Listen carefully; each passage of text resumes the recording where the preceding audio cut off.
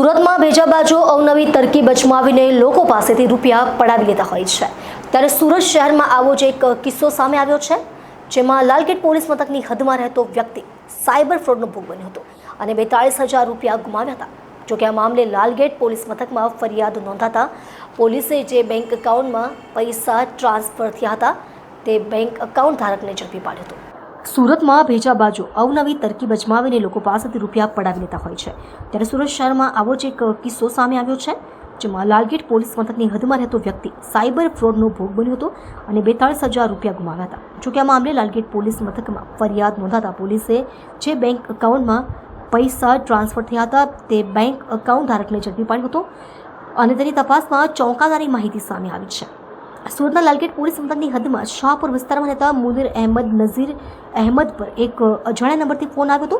સામેના વ્યક્તિએ મિત્ર તરીકેની ઓળખાણ આપી પોતે હોસ્પિટલમાં છે અને પૈસાની જરૂર છે, પરંતુ પોતાનું ગૂગલ પે બંધ હોવાથી હું તારા એકાઉન્ટમાં પૈસા જમા કરાવું છું, જે પૈસા હું તને એક QR કોડ વોટ્સએપ કરું છું, જેમાં ટ્રાન્સફર કરી આપ તેમ જણાવીને 42,000 રૂપિયા જમા થયેલાનો ટેક્સ્ટ મેસેજ મોકલ્યો હતો, જે બાદ મોકલેલા QR કોડ પર પૈસા ટ્રાન્સફર કરવાનું જણાવ્યું હતું। આથી મુનીર અહેમદ નઝીર અહેમદે કોઈપણ પ્રકારનું બેલેન્સ વેરીફાઈ કર્યા વગર જ QR કોડ ઉપર પૈસા ટ્રાન્સફર કરી દીધા હતા અને બાદમાં તેના બેંક એકાઉન્ટ ચેક કરતા કોઈ પૈસા ટ્રાન્સફરથી આવ્યા ન હતા। આ મામલે સાયબર ક્રાઇમની ટીમે તાત્કાલિક કાર્યવાહી કરી માહિતી મંગાવવામાં આવી હતી અને આ મામલે લાલગેટ પોલીસ મથકમાં ગુનો નોંધવામાં આવ્યો હતો। પોલીસ તપાસ દરમિયાન ફરિયાદીના નાણાં એક્સિસ બેંક મારફતે હાલના આરોપી પ્રિયાંશ ઇન્દ્રવદન પટેલના ધી આદિનાથ કોઓપરેટિવ બેંક સુરતમાં આવ્યા હોવાનું બહાર આવ્યું હતું। આથી પોલીસે તેની પૂછપરછ કરતા પોતાના ડોક્યુમેન્ટ્સ ઉપર આ બેંક એકાઉન્ટ ખોલાવી 25,000 રૂપિયામાં પ્રકાશ ઠક્કરને આપ્યા હોવાનું જણાવ્યું હતું। પોલીસે તેની ધરપકડ કરી તેની પાસેથી અલગ અલગ બેંકની 3 પાસબુક, એક ચેકબુક, એક ડેબિટ કાર્ડ મળી આવ્યા હતા, તેમજ અત્યાર સુધીમાં તેણે અલગ અલગ કુલ 13 બેંકોના એકાઉન્ટ ખોલાવી અને 20,000 થી 25,000માં પ્રકાશ ઠક્કરને આપેલા છે અને આ એકાઉન્ટ ઉપર અત્યાર સુધીમાં 20 સાયબર ફરિયાદો થઈ ચૂકી છે। આ ઇસમે આપેલા ધી આદિનાથ કોઓપરેટિવ બેંક સુરતના એકાઉન્ટમાં 45 દિવસમાં જ 116 ટ્રાન્ઝેક્શનથી કુલ 2,75,00,000ની રકમ છેતરપિંડીથી મેળવેલ છે। હાલના પકડાયેલા આરોપી પ્રિયાંશ અને પ્રકાશ ઠક્કર એકબીજાના મિત્ર છે અને છેલ્લા 2 વર્ષથી પ્રકાશ ગોવા ખાતે કોઈ ઓફિસમાં કામ કરતો હોય અને પ્રિયાંશને પૈસાની જરૂર હોવાથી પ્રકાશે તેને બેંક એકાઉન્ટ ખોલી આપવા જણાવ્યું, જેના બદલામાં તેને એક એકાઉન્ટના 20,000 થી 25,000 આપવાનું જણાવ્યું હતું અને બેંક એકાઉન્ટ ખોલાવી તેની passbook, chequebook, debit card courier મારફતે ગોવા ખાતે મોકલી આપતો હતો। પ્રકાશ ઠક્કર તે એકાઉન્ટ સાયબર ફ્રોડના નાણાં ટ્રાન્સફર કરવા માટે વાપરતો હતો। વધુમાં તે બેંક એકાઉન્ટ સાથે તેના નામના સિમ કાર્ડ લઈને પણ મોબાઈલ બેન્કિંગ તરીકે વાપરવા માટે મોકલતો હતો।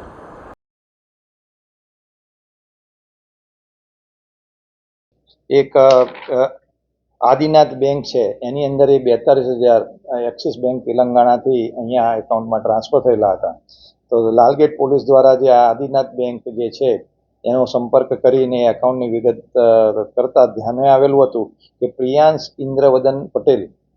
જે રામપુરા લાલગેટનો જ રહેવાસી છે તેના નામે આ એકાઉન્ટ હતું અને એને જ્યારે પૂછપરછ કરતા ધ્યાનમાં આવેલું હતું કે આ પ્રિયાંશ ઇન્દ્રવદન પટેલે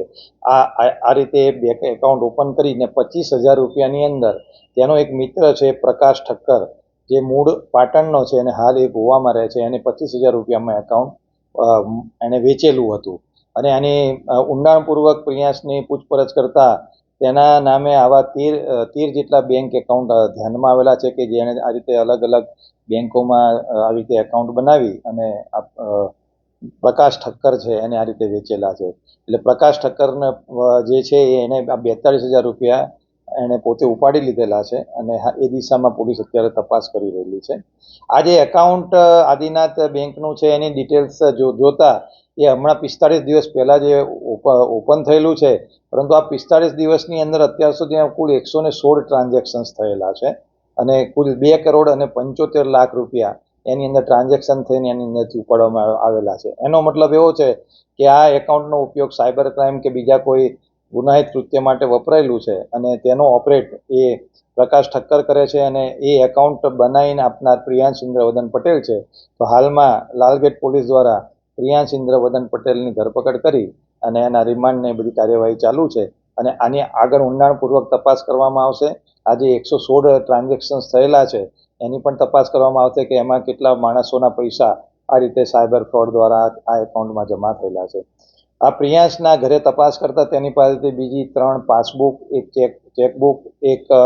ક્રેડિટ કાર્ડ એ પણ અમને ધ્યાનમાં આવ્યું છે. તો આ જે પ્રિયાંશ છે આવા કેટલા લોકોને આવા બેંકના એકાઉન્ટ ઓપન કરીને એણે આપેલા છે એ દિશામાં પણ પોલીસ ઊંડાણપૂર્વક તપાસ કરી રહી છે. તો સુરત શહેરની પ્રજાને સુરત શહેરની પોલીસ દ્વારા એક સૂચના મતલબ એક અમે રિક્વેસ્ટ કરીએ છીએ કે આવા કોઈ પણ જાતના કોલ તમારા મિત્રોના કે સગાવાલાના નામે ઇમરજન્સી પૈસા ટ્રાન્સફર કરવા માટે જ્યારે કોલ આવે તો એને પહેલાં વેરીફાઈ કરે અને પછી જ એ પૈસા ટ્રાન્સફર જરૂર હોય તો જણાય તો એ લોકો સાયબર ક્રાઇમનો ભોગ